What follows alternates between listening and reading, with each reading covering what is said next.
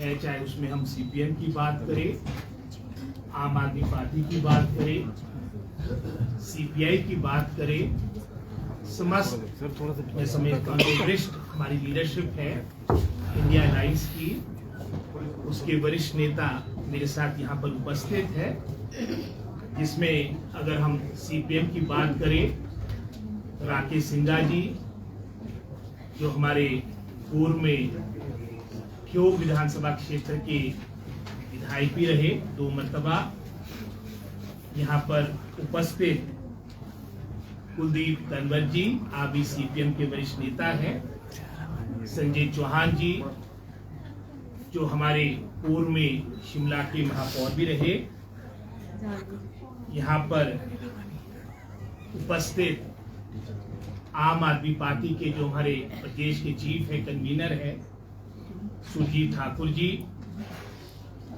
चमन प्रकाश अस्टा जी जो हमारे लोकसभा शिमला के अध्यक्ष है, भरत सिंह ठाकुर जी जो हमारे जिला के अध्यक्ष है आम आदमी पार्टी के, रीता ठाकुर जी जो हमारे जिला के सचिव है आम आदमी पार्टी के, चेतन कुमार जी ये भी प्रेस वार्ता में मेरे साथ है, और साथ ही साथ यहाँ पर हमारे सीपीआई के हमारे प्रदेश के सचिव कॉमरेड भाग सिंह जी, उपस्थित हमारे पूर्व विधायक के कौशल जी, वसुदेव बसु जी आप भी हमारे सीपीआई के वरिष्ठ नेता है, और मेरे साथ में पार्टी के हमारी महिला कांग्रेस की प्रदेश की अध्यक्षा जैनब चंदेल जी, कांग्रेस पार्टी के हमारे प्रदेश के वरिष्ठ उपाध्यक्ष और कुसुम्पटी के हमारे 2 मर्तबा के विधायक सोहन लाल जी, डॉक्टर कटियार और भी हमारे और सहयोगी भी यहाँ पर है। जैसा कि आप परिचित है कि राष्ट्रीय स्तर पर हमारी प्रोग्रेसिव, प्रगतिशील, डेमोक्रेटिक और सेक्युलर पार्टीज ने जो एक अलायंस बनाया है, और उसी क्रम में हमारे प्रदेश में भी जिस सोच के साथ, क्योंकि 24 का चुनाव बहुत ही महत्वपूर्ण चुनाव है, भारतवर्ष की आने वाले समय की दिशा और दशा क्या होगी इस चुनाव में निर्भर है। चाहे हम लोकतंत्र को बचाने के लिए भी इस चुनाव की अपनी महत्वता है, संविधान को बचाने के लिए भी चुनाव की अपनी महत्वता है, यहाँ तक संघीय ढांचा आने वाले समय में भी हमारा राष्ट्र का सुरक्षित रहे। इन सभी सोच के साथ हमारी सभी पार्टियों ने एकजुट होकर राष्ट्रीय स्तर पे भी और प्रदेश में भी मैं समझता हूँ हमारे वोट्स का डिवीजन ना हो, इस सोच के साथ ये अलायंस बना है। और निश्चित रूप में जिस तरह से 4 चरण हमारे पूरे राष्ट्रीय स्तर पे आपके जनरल इलेक्शंस के हो चुके हैं, लगभग 350 से अधिक सीटों पे वोटिंग हो चुकी है। जो प्रारंभिक आप भी देख रहे हैं, चाहे मीडिया की बात हो, चाहे सोशल मीडिया की बात हो, जो रुझान, प्रारंभिक ट्रेंड्स जो देखने को मिल रहा है, निश्चित रूप में ये जो 2024 का चुनाव होगा ये भिन्न होगा। 14 और 19 के चुनाव के दौरान जो बहुत सी घोषणाएं की गई थी, जो धरातल पे कहीं दिखती नहीं है, आज चाहे प्रदेश की बात हो, चाहे राष्ट्र की बात हो, जैसे मैंने 4 चरणों की बात आपसे साझा की, तो सभी जगह हर स्टेट में हमारी इंडिया अलायंस की मैं समझता हूँ एक अच्छा प्रदर्शन देखने को मिल रहा है। और हमारे चुनाव 7वें चरण में है, और यहाँ पर भी हमें पूर्ण आशा है कि हिमाचल प्रदेश की देवतुल्य जनता जनार्दन, मैं समझता हूँ अपना आशीर्वाद कांग्रेस पार्टी को, क्योंकि प्रत्याशी हमारे कांग्रेस पार्टी के सभी घटक दल हमें सपोर्ट कर रहे हैं, देवतुल्य जनता जनार्दन अपना आशीर्वाद कांग्रेस पार्टी के प्रत्याशियों को देगी, क्योंकि हमारे हिमाचल के चुनाव में तो हमारे जनरल इलेक्शन है, इसमें राष्ट्रीय स्तर की सारी बातें हैं, लेकिन जिस तरह से भारतीय जनता पार्टी ने सरकार को ऑपरेशन लोटस के तहत डिस्टेबलाइज करने का भी प्रयास किया, धनबल और जनबल की बीच होगा और निश्चित रूप में इसमें जीत जनबल की होगी और हम सभी पार्टियां एकजुट होकर संकल्प के साथ अपने लक्ष्य की ओर आगे जाएंगे। मेरे उपरांत यहाँ पर हमारे सिंघा साहब वो भी अपनी बात रखेंगे, सुरजीत ठाकुर जी, कॉमरेड भाग सिंह जी जो हमारे अन्य पार्टी के वरिष्ठ नेता है, ये भी आप सबके समक्ष अपनी बात रखेंगे। आप सबका धन्यवाद। घटक है हिमाचल प्रदेश में इंडिया गठबंधन के, उन्होंने जो बात रखी है मैं सीपीआईएम की ओर से उसका अनुमोदन करता हूं, उसको सपोर्ट करता हूं और सिर्फ एक बात को ऐड करना चाहता हूं। आजादी के बाद जितने भी चुनाव हुए हैं हम समझते हैं और हम उसको असेस करते हैं कि ये साधारण चुनाव नहीं है, असाधारण, और जिसके बारे में ज्यादा व्याख्या भी नहीं करना चाहता। आप जानते हैं कि ये सुप्रीम कोर्ट के हस्तक्षेप से दिल्ली के मुख्यमंत्री महोदय जो अरविंद केजरीवाल है उनको रिलीज किया गया, क्योंकि हमारा संविधान ये कहता है कि लेवल प्लेइंग ग्राउंड आप देंगे। जो जनमत पार्लियामेंट के लिए हो रहा है उससे बड़ी डेमोक्रेसी नहीं हो सकती है, लेकिन उस डेमोक्रेसी पर आप आक्रमण करना चाहते थे और ईडी के बहाने पर आपने उनको जेल में किया है और उससे पहले हेमंत सोरेन हुए। बहुत दुख से कहना पड़ रहा है कि जो आपकी ऑटोनमस एजेंसीज है, आपकी ईडी है, आपका इलेक्शन कमीशन है, एक शिकायत नहीं है इलेक्शन कमीशन के पास। लगातार इंडिया अलायंस की तरफ से रोज शिकायत की जा रही है, लेकिन बड़े दुख से कहना पड़ रहा है कि आज इलेक्शन कमीशन कॉग्निजेंस नहीं ले रहा है। हम जो प्रचार करते हैं वो वी आर बाउंड, हमारे पास एक पैरामीटर है, एक election model code of conduct है जिसके तहत हम बात को रखेंगे, क्या कहेंगे क्या नहीं कहेंगे। लेकिन बहुत दुख से कह रहा हूं, हमारे देश के प्रधानमंत्री महोदय सारी जो है वो तोड़कर लांग कर ऐसी बातें कर रहे हैं जिसको वो इलेक्शन कोड अनुमति नहीं देता है और शिकायतों के बावजूद कोई कार्रवाई नहीं की और इसी तरीके से ईडी का भी दुरुपयोग किया जा रहा। इसलिए इस असाधारण परिस्थिति में इंडिया गठबंधन, यस, बहुत से प्रश्न हो सकते हैं। वो पहले कह दूं, केरल में कांग्रेस और हमारे बीच में है, यस वो है, लेकिन जैसे कहा गया स्टेट टू स्टेट होगा। हम अपनी पार्टी की ओर से 4 लोकसभा सीट्स एंड 6 जो विधानसभा सीट्स है, पूरा का पूरा समर्थन, और सिर्फ समर्थन नहीं, हम सुनिश्चित करेंगे कि 4 जो कांग्रेस के उम्मीदवार हैं जो पार्लियामेंट के लिए और 6 जो असेंबली कॉन्स्टिट्यूंसी के हैं उनको हम विजय करने के लिए जो भी प्रयत्न हो सकते हैं वो करेंगे। अभी इतनी ही व्याख्या मैं अपनी पार्टी की ओर से करना चाहूंगा।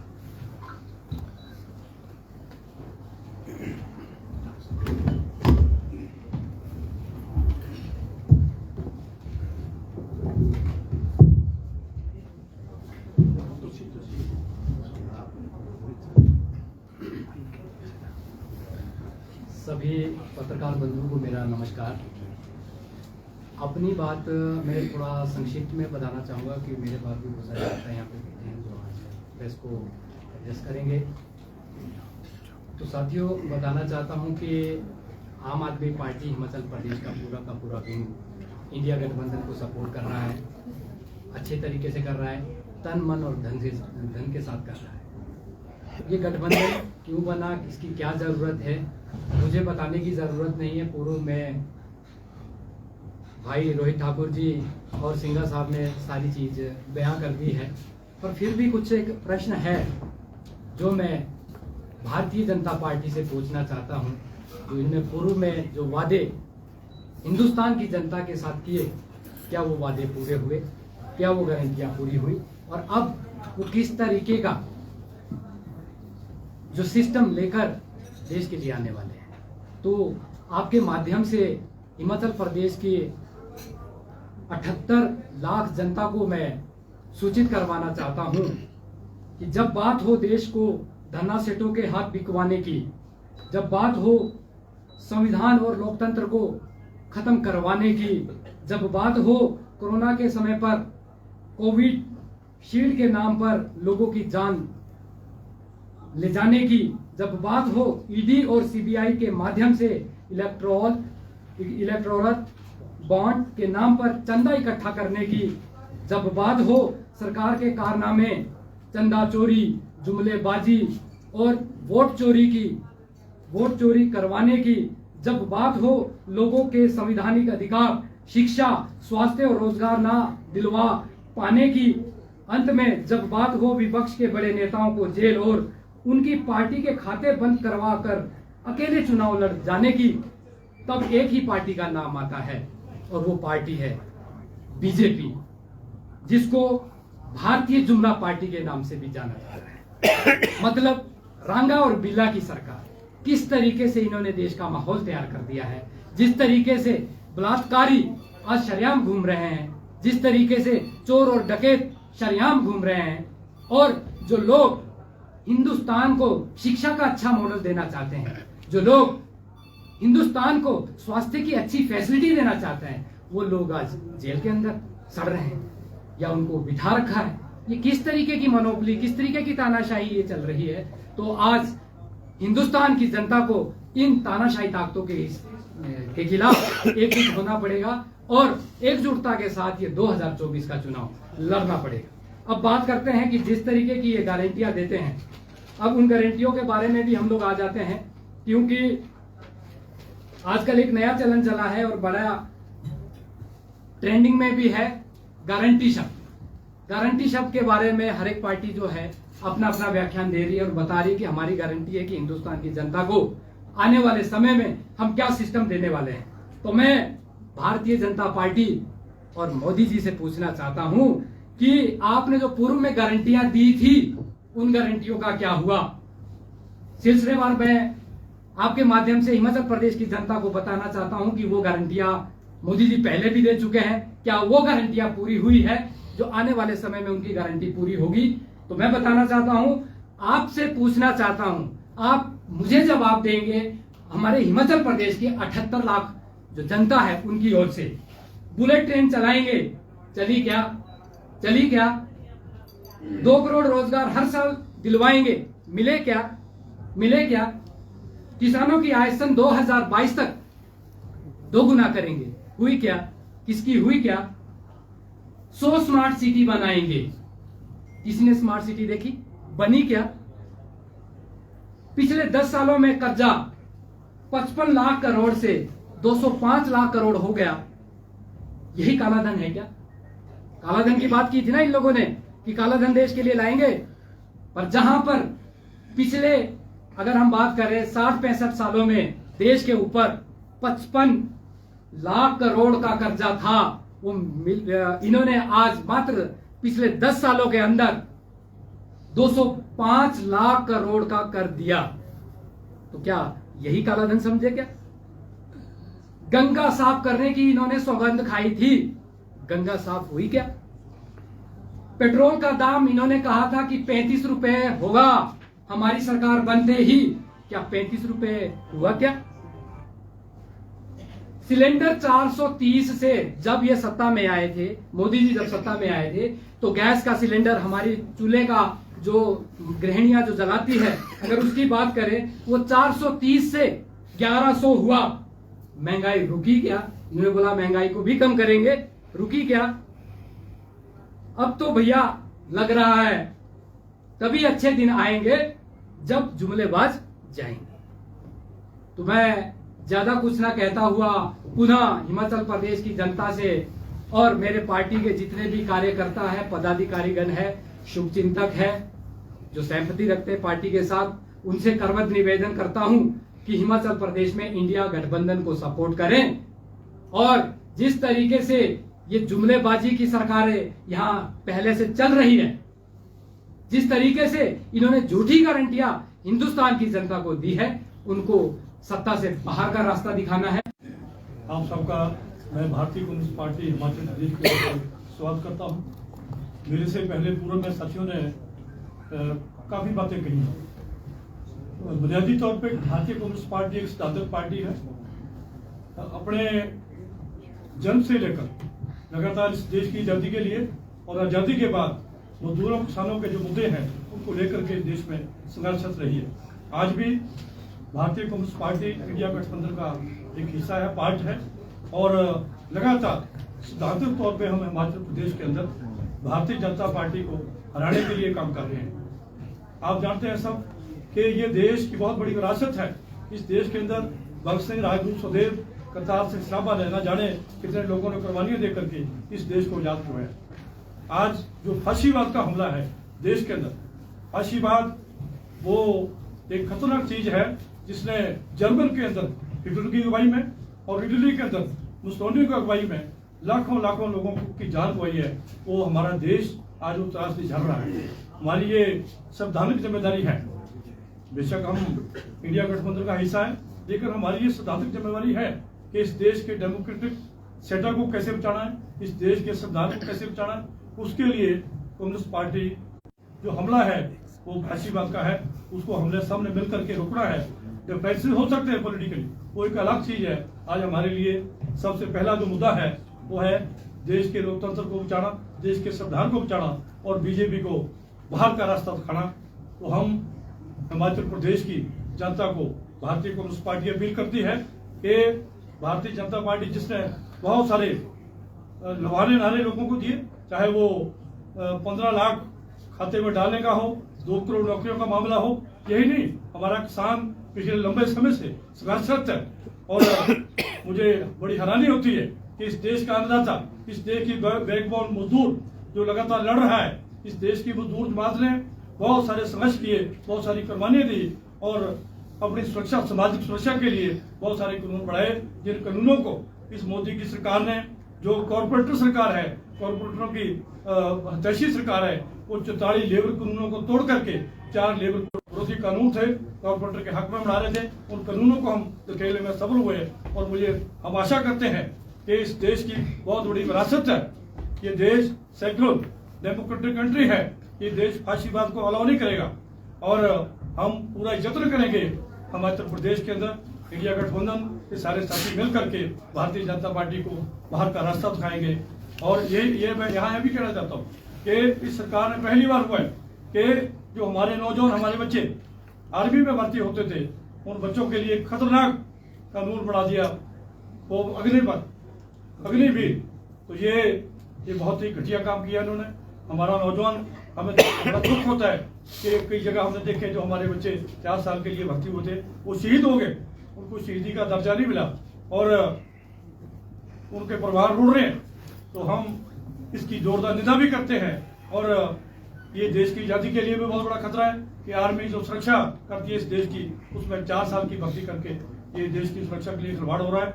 और हम ये चाहेंगे, और ये इंडिया गठबंधन का एक वो भी है, हमारा मैनिफेस्टो भी है, इसको हम, जैसे ओल्ड पेंशन का मामला है, ये ओल्ड पेंशन की बहाली का मामला है, और इसी तरीके से अग्निपथ का जो मामला है, इसको भी रीइंस्टेट किया जाएगा। तो मैं उन्हें ये समझता हूँ कि हमें, ये हमारी सभी की जिम्मेदारी है कि हम इस देश के लोकतंत्र को बचाएं, संविधान को बचाएं और हमारी जो विरासत है क्रांतिकारियों, देशभक्तों की, उस पर पहरा दें। धन्यवाद। डॉक्टर, हिमाचल में जो गठबंधन हुआ है, क्या इसके लिए कोई कॉमन मिनिमम प्रोग्राम बना है? क्योंकि सिंगर साहब ने कहा केरल में स्थिति अलग है। दूसरा मेरा सिंगर साहब से सवाल है, माकपा की वैचारिक दूरी कांग्रेस से जैसी रही है वैसी भाजपा से रही है, तो क्या आप कांग्रेस के बहुत करीब नहीं चलेंगे हिमाचल प्रदेश में? क्योंकि आप लार्जर इशू को लेकर हम सब इकट्ठे हुए हैं और वर्तमान में चाहे पार्लियामेंट की बात हो चाहे विधानसभा की सीटों की बात हो, विधानसभा के चुनाव तो वैसे भी 2027 में होने थे। ये आप जानते ही हैं कि धन बल के आधार पर जिस तरह से खरीदो फरोख्त की राजनीति भारतीय जनता पार्टी ने की है, उसके तहत ही सभी मैं समझता हूँ पार्टियों ने ये निर्णय लिया है कि हमने आपके विधानसभा के इलेक्शन में कांग्रेस पार्टी का साथ देना है। और जहाँ पर आपने कॉमन मिनिमम प्रोग्राम की बात की, राष्ट्रीय स्तर पर इन सब बातों को लेकर पोस्ट इलेक्शन जैसे 2004 में भी मैं समझता हूँ कॉमन मिनिमम प्रोग्राम बना था। और निश्चित रूप में जैसे हमारे रुझान आ रहे हैं, जैसे मैंने पहले भी कहा, हमारी मैं समझता हूँ जैसे ही मेजॉरिटी हमारे इंडिया गठबंधन को मिलेगी, सभी बातों को लेकर हमारी शीर्ष लीडरशिप बैठेगी ताकि हमारा कॉमन मिनिमम प्रोग्राम जैसे अतीत में भी आपका 2004 में बना था और सारी जो मैं समझता हूँ जनहित की बातें होगी उसमें इनकॉर्पोरेट किया जाए। सर, इलेक्शन में स्पेसिफिक जो स्टेट स्पेसिफिक एजेंडा क्या है, क्या उसमें फॉलोइंग इश्यूज भी इंक्लूड किए गए?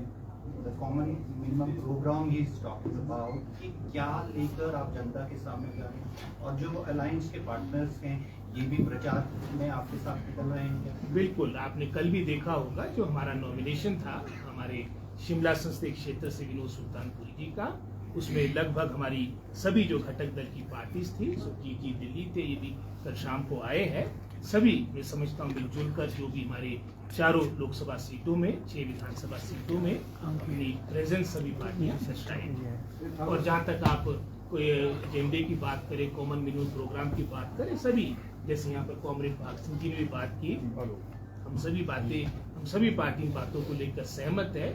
चाहे वो हमारे से जुड़े हुए मुद्दे हैं वो हमारी प्राथमिकता रहेगी, हमारे मैं समझता हूँ जो इम्प्लॉय से जुड़े हुए मुद्दे हैं वो हमारी वर्तमान में 1-1.5 वर्ष का जो कार्यकाल सरकार का रहा वो आपके समक्ष है।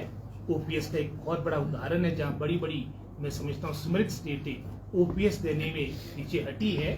हमने जो हमारी वचनबद्धता थी आपके 22 के चुनाव के दौरान उसको निभाया है और वर्तमान में लगभग कोई 1,36,000 हमारे कर्मचारी ये ओपीएस की एम्बिट में आएंगे और हमारे लगभग कोई 4,000 कर्मचारी जो पहले एनपीएस के तहत थे आज ओपीएस के तहत आ चुके हैं और उनको मैं समझता हूँ बहुत लाभ मिल रहा है।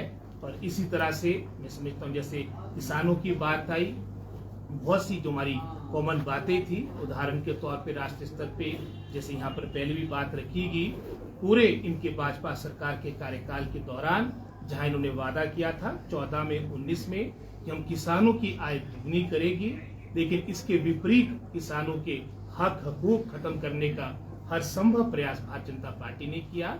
और इनके कार्यकाल के दौरान आपके हमारे किसान आपके आंदोलनग्रस्त रहे और लगभग कोई 800 से अधिक हमारे किसान शहीद हुए क्योंकि आपका सारा इनका पीरियड आंदोलन में गया। हमने ये वादा किया है अब एमएसपी को कानूनी मैं समझता हूँ राइट देंगे, दर्जा देंगे और सारी बातों को लेकर विशेषकर जो हमारे किसानों से जुड़ी हुई है और साथ ही साथ जो हमारे मैं समझता हूँ जो एम्प्लॉय से जुड़ी हुई इस बात को लेकर सहमति है। रोहित जी, जो संयुक्त किसान मंच की मांगे हैं जी, तो आप उस समय साथ थे जब प्रदर्शन भी हुआ संयुक्त किसान मंच का, तो उसमें हिचकिचाहट क्यों है? क्यों खुलकर जो है कांग्रेस 6 सूत्री मांग पत्र को क्यों नहीं समर्थन दे पा रही है? हमारी सरकार का पहले वर्ष के दौरान मैं समझता हूँ वर्षों से एक जो मांग रही थी कि हमारा उत्पाद वजन के आधार पे बिके, ये एक बहुत बड़ी लड़ाई थी। इसमें सरकार ने जो हमारा संयुक्त किसान मंच की मांग थी उसको मानते हुए, किसानों की जो मांग थी उसको मानते हुए हमने मैं समझता वजन के आधार पे हमारा उत्पाद बिकेगा, इस तरह का हमने सारे मैं समझता हूँ कानून बना दिया है। और साथ ही साथ जो हमारे भाजपा सरकार के कार्यकाल के दौरान दवाइयाँ मिला करती थी वो भाजपा सरकार के दौरान बंद हो गई थी, उसको पुनः प्रारंभ किया गया। साथ ही साथ मैं समझता हूँ जो हमारे कार्टन से संबंधित यूनिवर्सल कार्टन से संबंधित भी जो मांग थी उसको माना गया है, जगह जगह सीए स्टोर्स बने।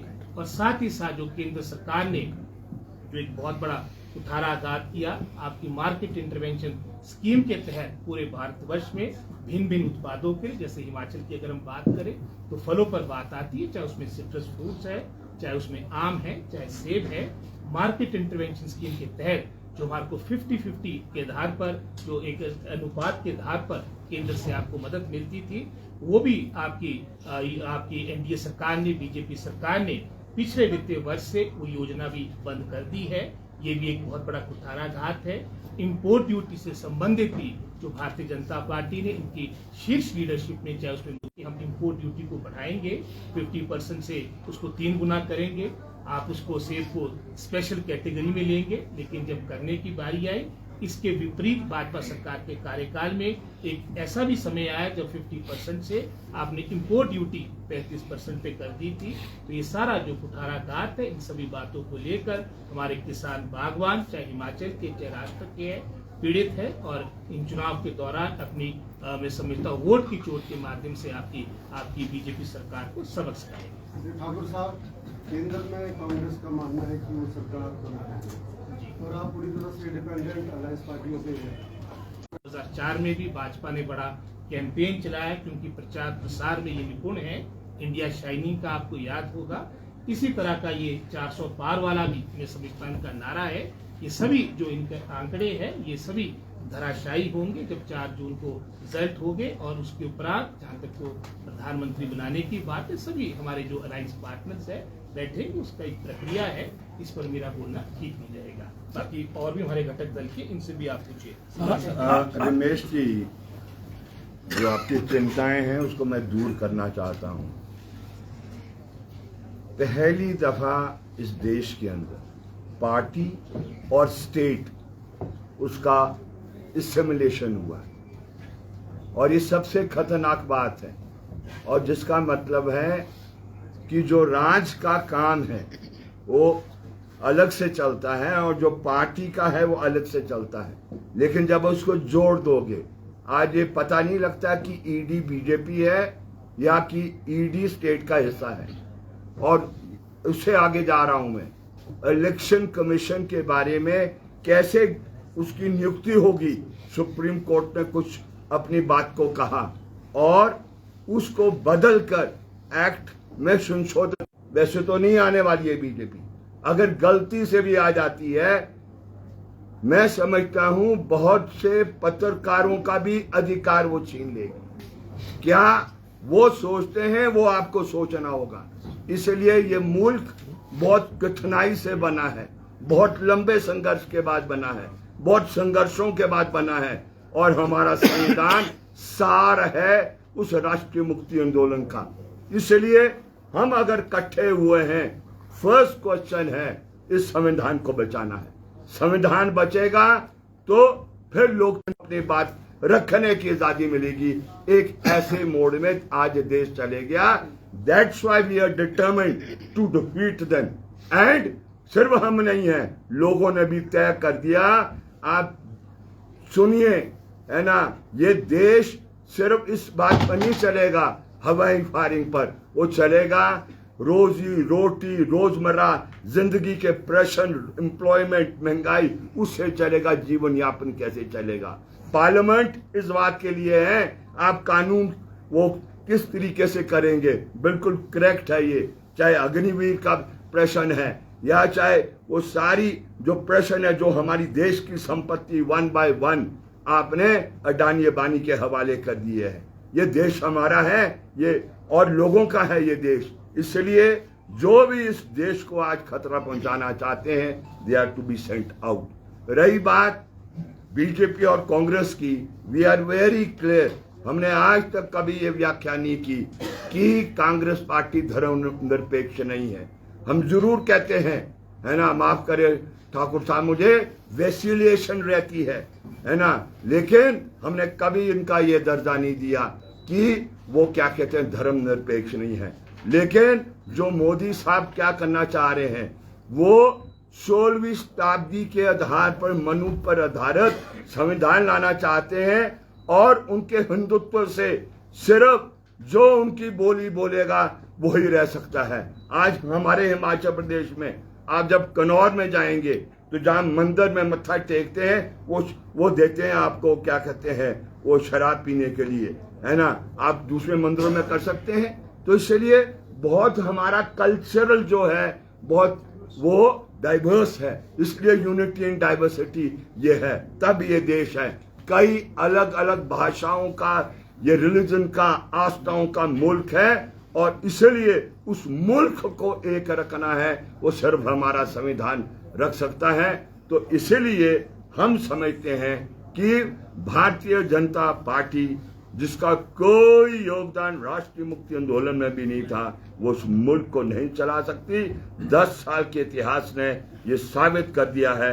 इस मुल्क को तबाह कर रहे हैं। मणिपुर इतना सा वहां पर मेथी और जो आपकी जो दूसरा वहां पर वो कुकीज है, उसके बीच ही झगड़ा कर दिया, और उससे ज्यादा क्या आप चाहते हैं। तो इसलिए है ना, इतना मैं आपसे कहना चाहता हूँ। सर, इसमें सवाल ये है कि जो विपक्षी गठबंधन है उनमें अलग अलग राज्यों में आपस में ही लड़ाइयां चल रही है, और 2014 के बाद जितनी भी राज्यों में गठबंधन की सरकार रही है वो एक भी नहीं टिक पाई है। क्या महागठबंधन की सरकार बनी, वहां भी नहीं टिक पाई, महाराष्ट्र में नहीं टिक पाई, तो क्या इंडिया अलायंस भी टिक पाएगा? सवाल ये है बड़ा। ऐसा है, वे तो यहाँ भी नहीं टिकने दे रहे थे ये, वो तो इलेक्ट्रल।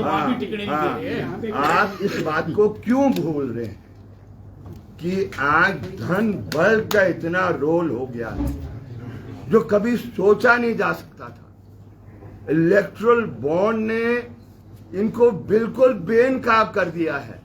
अभी आगे तो मुकदमा चलेगा। सुप्रीम कोर्ट ने कह दिया इल गॉटन मनी है, इल गॉटन आया वर्ष ने कांगड़ा में। तो आप समझ सकते हैं कि ये जो चंदा और धंधा किस लेवल तक चले गया था। इसलिए कम बोले इस समय, है ना, आपको भी आज इस बात पर रहना चाहिए। देखिए, ये सबके इंटरेस्ट में है, ये सिर्फ राजनीतिक पार्टी के इंटरेस्ट में नहीं है। ये media is a very important role to play in the society. आपका भी बहुत बड़ी जिम्मेवारी है। आप अपनी अंदर की आत्मा से समझे कि आज हमारा मुल्क कहां जा रहा है। इसलिए जो इस चुनाव के बाद होना है, let us not caste dispersion. हम पहले ब्रिज तक पहुंचे, तब उसको पार करेंगे। वो मिनिमम कॉमन प्रोग्राम बनाया जाएगा, और जो सहमति होगी, हम आपको इंश्योरेंस देते हैं कि जो आज से पहले था वो आज नहीं है, जो आज के बाद होगा वो तब वो होगा। वो एक जैसी परिस्थिति नहीं होती है, वो हमेशा चेंज हो रहा है। एक देश की जनता में भी एक नई चेतना आ रही है। कोई नहीं अप्रिशिएट कर रहा आज हिमाचल प्रदेश में जिस तरीके से ये जो 6 विधायकों ने वो नाता कांग्रेस पार्टी से तोड़कर और नो कॉन्फिडेंस मोशन के वो जो जब आपका कट मोशन पेश होना था, उस पर वो जो मत उसके खिलाफ इस्तेमाल करना चाह रहे थे, किसी ने अप्रिशिएट नहीं किया। तो इसलिए हम कोई चीज को स्पेकुलेट नहीं करें। हम मैच्योर्ड हैं। राष्ट्रीय मुक्ति आंदोलन में भी यही धाराएं थी। इनकी इस धारा के इकट्ठे आने से फिरंगियों को बाहर निकाला गया। ये धारा चुनाव के बाद जो भी कॉमन बनेगा प्रोग्राम, उसके आधार पर चलेंगे। और आपको हम इंश्योरेंस देना चाहते हैं कि अब भारतीय जनता पार्टी को जो खेल उन्होंने महाराष्ट्र में किया, या जो ये बिहार में किया, या जो हिमाचल प्रदेश में वो प्रयत्न कर रहे थे, वो अनुमति ना जनता देगी, ना ये गठबंधन देने वाला। सिंघा साहब, आप कह रहे थे इलेक्ट्रल बॉन्ड वाला जो मसला है बहुत गंभीर है, तो क्या इससे पहले पार्टियां चंदा नहीं देती थी चंदा? लेकिन आप बात को समझो कि वो जो चंदा और ये वाला चंदा किस तरीके का चंदा है। ये चंदा है जिसने नहीं दिया, ईडी लगा दी और जेल में डाल दिया और कहा कि आप पैसा दो, फिर पैसा आया, फिर उसको जेल से बाहर निकाला। कभी हुआ ये दुनिया में कहीं इस तरीके का? Nowhere in the world. और मैं नहीं कह रहा हूं, सुप्रीम कोर्ट का कॉन्स्टिट्यूशनल बेंच कह रहा है। जो मैं समझता हूं वो जो राजनीति से ऊपर है, जो संविधान के तहत जो चलता है, और वो जो ताकत लेता है हमारे संविधान से, वो ताकत लेता है आज कि भैया कौन कितना लोकप्रिय, क्या नीति होती है। ये तो नोटों की ताकत के आधार पर आप समझ लो, 1,000 करोड़ से ऊपर वो भारतीय जनता पार्टी ने किस तरीके से इकट्ठा किया है। ये आई यहाँ पर ऋत्विक कंपनी 41 को जाए और वो कॉर्पोरेट घराने पुल का निर्माण करे और बढ़ने से पहले वो पुल टूट जाए और हजारों हजार लोगों की जिंदगी तबाह हो जाए। Can we allow such a system to work? नहीं, कभी नहीं। आप भी नहीं करेंगे, देश की जनता भी नहीं करेगी। और